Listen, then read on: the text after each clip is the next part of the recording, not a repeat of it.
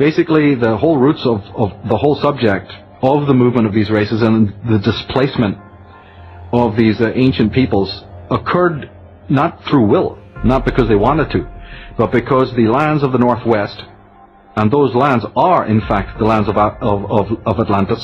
So when you're talking about Atlantis, to take it out of the fairy world, to take it out of fairy tale, to take it out of the clouds, you are actually talking about Britain. You may also be talking about northern Scotland, you see, Scandinavia, Iceland, Denmark, and even you may be talking about the Arctic as being one great fertile continent of ancient times. There's a lot of corroboration in the science world for this, recent discoveries, etc. Now, the devastation that hit the globe was particularly destructive there. And so what happened then is that those people, just as you saw in the Indonesian tsunami, people just don't sit around, having cups of tea when a tsunami hits. They're forced to move, and move very quickly. So the same kind of thing happened in ancient times in the lands of the Northwest, forcing these people that then enter into history as the Celts, the Gaels, the Goths, the Nordics, the Teutons, and so on.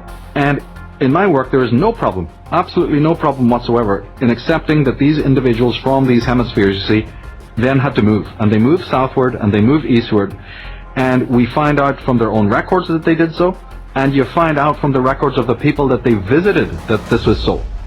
These records will talk about things like the coming of the brothers, the coming of the gods, the coming of the Pahona, the coming of, Quetzalcoatl, etc. All the nations talk about the visitation of, the Nordics, or the Gothic men, the men of the stag, the men of the goat, the men who had excellent healing abilities, who were very up on geomancy, who were very brilliant mariners, who were excellent astrologers, who were expert horseback riders. Their women were exceptional. They were excellent jewelry makers, you see. All sorts of these anecdotes. The coming of the Arya is basically one of the ancient names for. Then there were just basically the elders from the ancestral lands. But those ancestral lands were wrecked. And so they were uninhabited for many thousands of years. And this then assisted later historians to create the concoction of history that we know today, in which it seems very plausible that in fact elements of civilization came out of the east. Like you said, the cradle being perhaps Mesopotamia and India.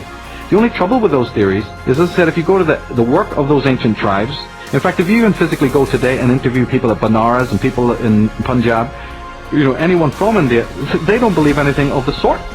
They're the first to tell you. Their ancient chronicles like the Srimad Bhagavatam and the Mahabharata and the Ramayana and the Vedas are the first to tell you.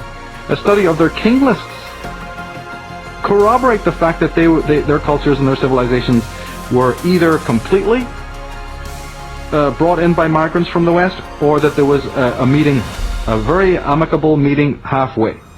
So in my work I do not say, you see, that there was no civilizations in the East, but the powerful elements, the zodiac for instance, you see, and certain other elements of writing can be found, and they bear these Western elements. So when a scholar like L.A. Waddell, Commons Beaumont, Conor McDarry, and in an American context, two people that Americans should know about KMO, which is Ignatius Donnelly, as I mentioned before. He was a good friend of Abraham Lincoln. And the great Barry Fell. But then you also have in recent times, more in a biblical context, the John Allegros. And now, of course, in recent years, you have even more scholars, coming out a little bit higher profile to bring these controversial ideas together.